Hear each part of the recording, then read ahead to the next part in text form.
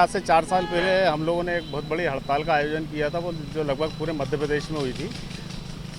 तो उस हड़ताल के पीछे का जो हमारा रीज़न या कारण था, वो कारण ये था कि पूरे मध्य प्रदेश में व्यवस्था जो कानूनी व्यवस्था है उसके अनुरूप और उसके अंतर्गत गाड़ियों का संचालन और परिवहन हो।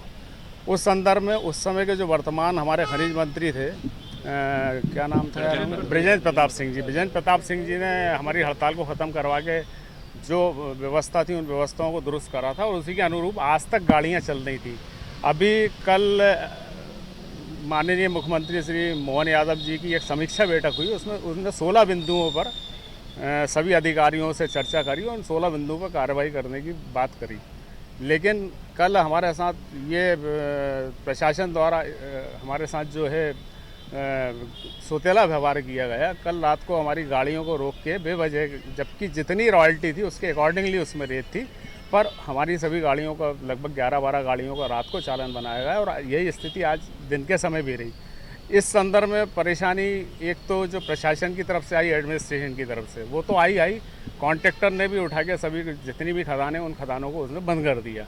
इसी विषय में हमने जाके कॉन्ट्रैक्टर से जब कॉन्टेक्ट किया और उससे पूछा, जानना चाहा कि भाई आपने खदानें क्यों बंद करी। भाई जब आप पे लीगल रॉयल्टी है और हम लीगल रॉयल्टी के अकॉर्डिंगली अनुरूप गाड़ियाँ चला रहे हैं तो आपने खदानें क्यों बंद करी। चूँकि ये हमारा पीक सीज़न होता है बिज़नेस का और सबसे बड़ा दुर्भाग्य ये है कि हर साल 30 जून तक एनजीटी की रोक लग जाती है, जो 31 अक्टूबर तक रहती है। 1 नवंबर को खदानें खुलती हैं। लेकिन दुर्भाग्य हम लोगों के साथ ये रहा कि आज 1 नवंबर के बाद आज तक पूरी खदानें नहीं खुली। जो 2 या 3 खदानें चल रही थी, उन खदानों से ही गाड़ियों को किसी तरह जो शहर की रेत की जो ज़रूरत है उसकी पूर्ति करने की हम लोग कोशिश कर रहे थे। और हमारा सबसे बड़ा दुर्भाग्य ये है कि आज हमारा जो प्रदेश है वो विकासशील प्रदेश है और उस विकासशील प्रदेश में कहीं ना कहीं हमारा भी उत्तरदायित्व और उस उत्तरदायित्व को पूरा करते हुए हम उस विकासशील प्रदेश को विकसित प्रदेश बनाने में हमारा अहम योगदान है। लेकिन हमारे साथ जिस तरीके का दुर्व्यवहार और जो दोगलापन प्रशासन और शासन द्वारा किया जाता है उससे हम लोग बड़े दुखी हैं। हमारा मन बड़ा व्यथित है। और हम आज देखिए, आप 1 नवंबर को 1 नवंबर 2023 को खदानें खुलनी थी, पूरी खदानें, लेकिन आज 29 मई 2024 हो गया।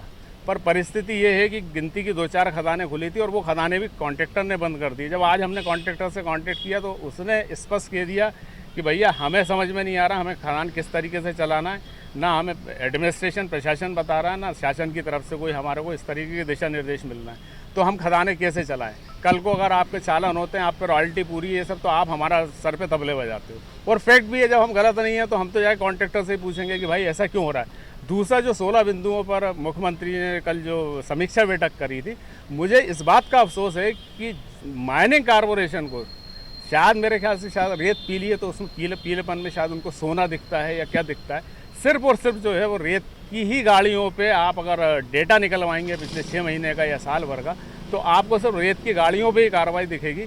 आज कम से कम 500 गाड़ी मंडीदीप में कोपरे की अवैध चल रही हैं। भोपाल में एमसेंट की गाड़ियाँ विदाउट रॉयल्टी चल रही, मतलब एमसेंट की तो रॉयल्टी नहीं है। उसके बाद आप देखेंगे कि कोई एमसेंट की रॉयल्टी पे कोई कार्रवाई हुई हो या उन पर कोई कार्रवाई हो। तो इस तरीके का जो दोगला और व्यवहार और जो दुर्व्यवहार हमारे साथ किया जा रहा है उससे हम लोग बड़े दुखी हैं। हम लोग की मन बड़ा दुखी है और हम ये अपेक्षा करते हैं शासन से और प्रशासन से कि इन परिस्थितियों में सुधार लाया जाए। क्योंकि हम लोग भी प्रदेश की जो विकासशील प्रदेश है उसके हम लोग भी स्तंभ हैं। हमें भी वही सम्मान दिया जाए जो दूसरों को सम्मान दिया जाता है। Thank you. शिकायत की है इसको लेकर? सर, मैंने कमिश्नर भोपाल, डीजीएम, पीएस सभी को अपना लेटर व्हाट्सएप के माध्यम से मैंने उनको भेजा हुआ है। अब देखिए उस पर क्या कार्रवाई होती है। कार्रवाई नहीं होती तो क्या करेंगे आगे, क्या रणनीति? सर, कार्रवाई नहीं होती तो फिर सभी मोटर मालिक को इकट्ठा करके हम उस पर कोई एक समीक्षा बैठक करेंगे और उसके अनुरूप फिर डिसीजन लेंगे कि आगे। हालांकि अब तो स्थिति ये है कि 15-20 दिन बाद एनजीटी लगना है, 3 महीने बंद रहेगा।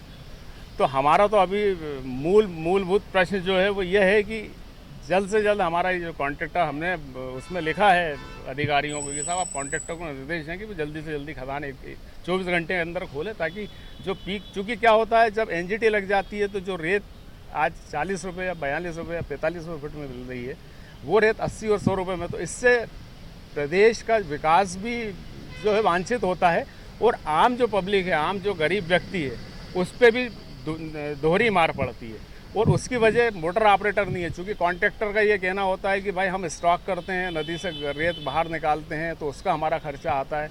उसके बाद जिस जगह हम स्टॉक करते हैं वहाँ जो हमें लीज पे रेंट पे ज़मीन लें उसका खर्चा आता है, लोडिंग अनलोडिंग का आता है, तो इस वजह से रेट बढ़ जाते हैं।